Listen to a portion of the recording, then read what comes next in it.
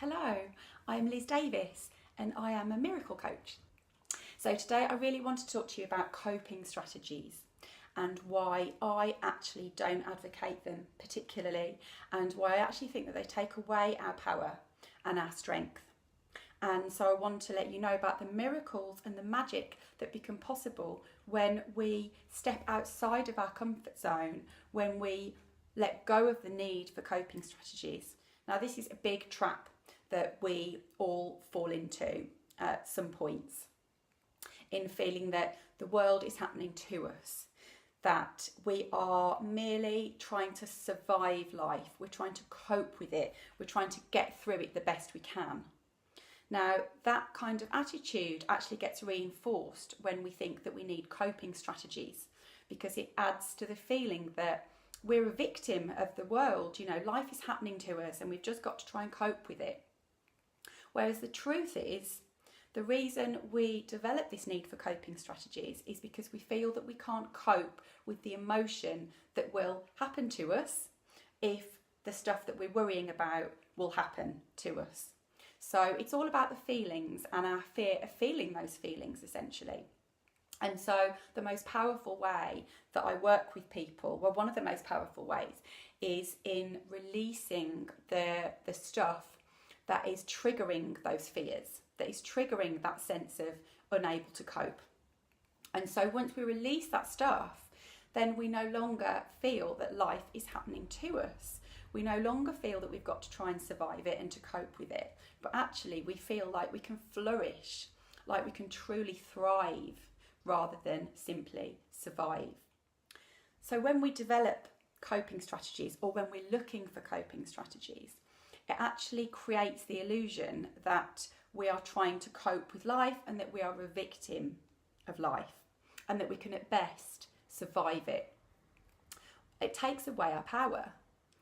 Whereas when we release the stuff that is holding us back, the fears, the memories, a lot of it is unconscious, subconscious memory. So, don't be concerned if you don't remember why you feel like this. But once we release that stuff, it happens quite quickly, quite easily, very painless. And once those fears and those feelings that were trapped within you, when they are released, then you feel calm, you feel at peace, you feel capable. And what's more, you feel strong and you feel powerful and you feel excited about life. So suddenly you're in a position where you can thrive, where you can flourish, instead of staying in your comfort zone where it feels safe, keeping those coping strategies that help you feel like you can just about manage things. Now, that doesn't feel very exciting, does it? The walls start to come in on us, in fact. The walls of our comfort zone start to close in and it feels like the world is getting more scary. So coping strategies don't actually help the world to feel any easier. They serve to take away our strength. So an example that I can give of one of my clients recently, where we did have a miraculous result, was that she contacted me because she was having anxiety and panic. And a lot of it was to do with public transport. But again, as is the case with these things, the more she avoided situations and the more she tried to cope with them. Avoidance is often a coping strategy, by the way, but there are other coping strategies that make us feel like we're coping, but actually they're just making us feel less powerful. So she felt that she couldn't go on public transport, but there was also lots of other things that she was starting to not feel able to do. She was starting to feel less and less capable, less and less resilient, more and more fearful, in fact. And once we actually released what was at the root of this stuff, it was nothing to do with public transport in the end. And in fact, it was nothing to do with anxiety or panic, because those feelings are often a veneer for feelings that are underneath that we don't want to acknowledge. So once we figured out what was going on, which didn't take us very long, within a couple of sessions, we'd cleared most of this stuff actually.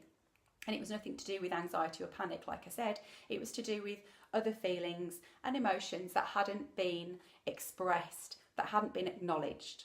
And once we moved through those and allowed those feelings to be acknowledged, and it was all a lot more painless than she expected it to be, then suddenly the anxiety and the panic just lifted.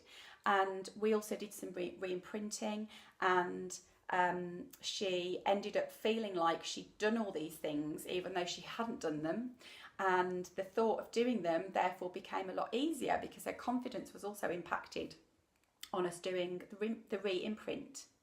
So now she is able to go on public transport quite happily, and her comfort zone is getting bigger. She's stretching her sense of ability, and she is becoming more and more excited by life. She's trying new things, she's going new places, and she's not having to cope with that. She's not having to use her coping strategies, which is what she originally thought she was coming to me for help with. So this is why I really truly feel strongly about coping strategies not being the end goal. And in fact, it's quite good to just dispose of them immediately, because once we start to release the stuff that is creating the fear or creating the feeling of not being able to cope, then actually you don't need them. You don't need them at all. So is there something that you would love to do but that you feel too scared to do? Do you feel like you need coping strategies? Because if you do, get in touch with me, and together we can help you to live your absolute best life. We can make your life feel like an exciting adventure in which you are in the driving seat. See how it feels to flourish, to truly thrive, instead of just feeling like you're coping and surviving, and see what a difference that makes. Get in touch for a free consultation. Thanks for watching.